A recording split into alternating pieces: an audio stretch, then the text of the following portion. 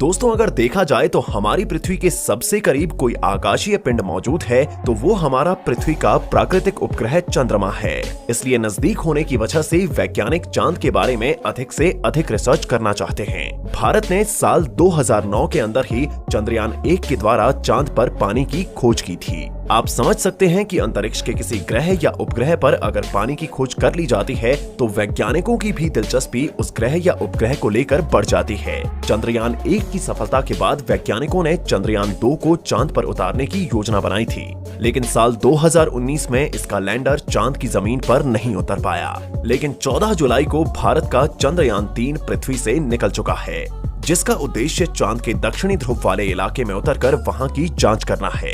लेकिन अब सवाल ये उठता है कि चंद्रयान 3 अब तक कहां पहुंचा है। उसका रॉकेट तो पहले ही दिन उससे अलग हो गया था, तब ये इतना ज्यादा रफ्तार में कैसे आगे बढ़ रहा है और उसकी स्पीड को इसरो कैसे नियंत्रित कर रहा है। आखिर इसके अंदर कौन सा और कितना फ्यूल है और वो चांद पर कब तक उतर जाएगा। चंद्रयान जब चांद पर पहुंचेगा तो वो भारत के वैज्ञानिकों को क्या भेजने वाला है। दोस्तों आज की इस वीडियो में हम सभी बातों का खुलासा करने वाले हैं, इसलिए इस वीडियो को अंत तक जरूर देखें। जब कोई अंतरिक्ष यान पृथ्वी से निकलकर किसी अन्य उपग्रह या ग्रह की ओर अपना रास्ता तय करता है तो वो सीधा अपने गंतव्य की ओर नहीं जा सकता। वो पहले अंडाकार कक्षा में पृथ्वी की परिक्रमा करता है। इस प्रकार 4-5 राउंड पृथ्वी की परिक्रमा करता हुआ वो धीरे धीरे पृथ्वी से दूर चला जाता है। चंद्रयान 3 के साथ भी ऐसा ही किया गया है। चंद्रयान 3 भी पृथ्वी की चारों ओर अंडाकार कक्षा में भ्रमण करता हुआ चंद्रमा के नजदीक जा रहा है। करीब 5 से 6 राउंड काटकर ये पृथ्वी के गुरुत्वाकर्षण क्षेत्र से बाहर निकल जाएगा। अभी हाल फिलहाल में इसरो की ताजा जानकारी के मुताबिक चंद्रयान 3 पृथ्वी के अंतिम राउंड में पहुंच चुका है, यानी कि वो पृथ्वी के गुरुत्वाकर्षण क्षेत्र से जल्द ही बाहर निकलने वाला है और फिर वो सीधे चांद की ओर निकल पड़ेगा। इसरो से प्राप्त जानकारी के मुताबिक चंद्रयान 3 करीब 31 जुलाई को पृथ्वी के चारों ओर के सारे चक्कर पूरे कर लेगा। अब आप सोच रहे होंगे कि चंद्रयान 3 को चांद पर भेजने के लिए बनाया गया है, तो फिर इसे पृथ्वी के चारों ओर क्यों घुमाया जा रहा है। चंद्रयान को सीधा चांद पर ही क्यों नहीं भेज दिया जाता। इसका सीधा सा जवाब है कि चंद्रयान 3 को पहले पृथ्वी के गुरुत्वाकर्षण बल से बाहर निकालना जरूरी है। इसके लिए इसरो एक विशेष तरीका अपनाता है। इस प्रक्रिया में चंद्रयान 3 पृथ्वी के चारों ओर परिक्रमा करने का ऑर्बिट धीरे धीरे बढ़ाता जाएगा और एक ऑर्बिट ऐसा होगा जिसमें चंद्रयान पृथ्वी से काफी दूर और चंद्रमा के नजदीक पहुंच चुका होगा। लेकिन दोस्तों ये काम हमें जितना सरल लग रहा है इतना है नहीं। इसमें अनेकानेक बाधाओं का सामना करना पड़ता है। इसके लिए थोड़ा और इसी विषय को विस्तार से समझने की कोशिश करते हैं। आपने पूरी प्रक्रिया तो जान ली, लेकिन आप ये नहीं समझ पाए होंगे कि चंद्रयान 3 तो अब अंतरिक्ष में ही है, फिर इसरो इसकी कक्षा को बदलता कैसे है। हम आपको पहले इसका जवाब देते हैं। दरअसल वैज्ञानिकों को इन बातों के बारे में पहले से जानकारी होती है, इसलिए इसरो ने चंद्रयान 3 की दिशा और कक्षा बदलने के लिए उसमें थ्रस्टर लगाए थे। इन थ्रस्टर्स को चालू करके इसरो चंद्रयान 3 की दिशा और गति को नियंत्रित कर सकता है। 31 जुलाई को चंद्रयान 3 पृथ्वी से 1 लाख किलोमीटर दूर चला जाएगा और फिर ये चंद्रमा और पृथ्वी के बीच के रास्ते पर निकल पड़ेगा।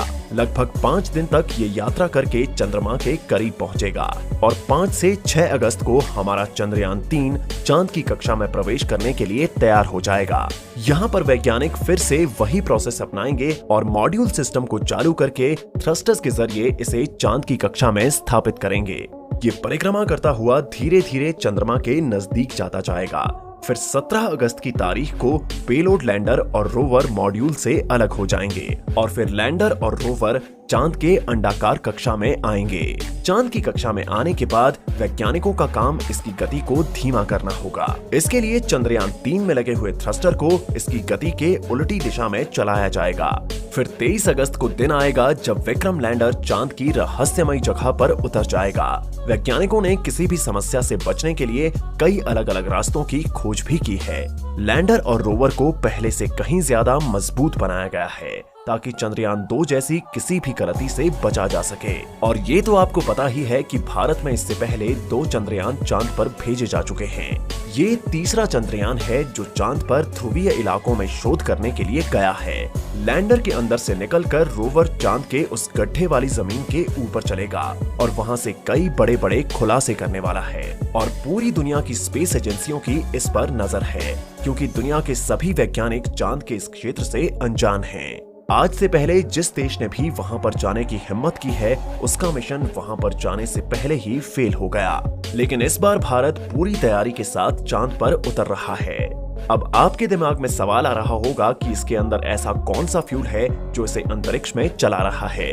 दोस्तों, चंद्रयान अंतरिक्ष में इस रफ्तार से चल रहा है कि अगर उसकी कमांड में थोड़ी सी भी गलती हो जाए तो फिर पूरी मेहनत बेकार हो सकती है। जैसा कि आप सभी जानते ही हैं कि चंद्रयान 3 14 तारीख को लॉन्च हुआ था। उसके 16 मिनट बाद ये पृथ्वी के ऑर्बिट में पहुंच चुका था। और ये भी आपको पता ही होगा कि अंतरिक्ष यान को पृथ्वी के वातावरण से बाहर निकलने के लिए 1 सेकंड के अंदर 11 किलोमीटर की स्पीड हासिल करनी होती है, जिसे एस्केप वेलोसिटी कहते हैं। इतनी स्पीड इस रॉकेट में लगे बूस्टर और अलग अलग इंजन के द्वारा हासिल हो जाती है।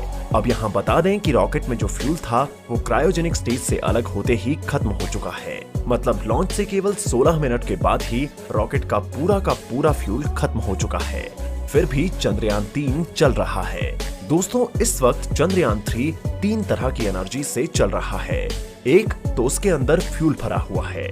फ्यूल के 2 टैंक हैं, दूसरा सोलर एनर्जी और तीसरा बैटरी।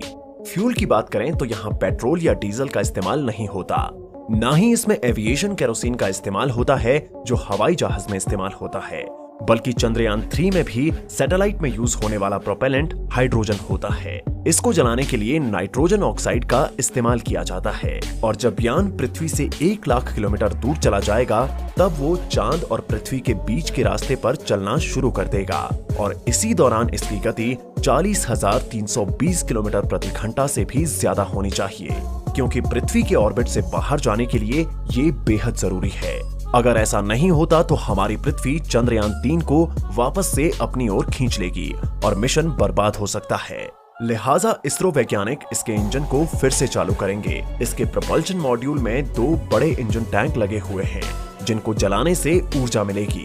अब 1 अगस्त को बड़ा काम होगा, क्योंकि इस दिन का इसरो वैज्ञानिकों को इंतजार है कि कब चंद्रयान 3 और चंद्रमा अंतरिक्ष में एक लाइन में आ जाएं। एक लाइन में आने के बाद इसे पृथ्वी की कक्षा से निकालकर चांद के रास्ते रवाना कर दिया जाएगा।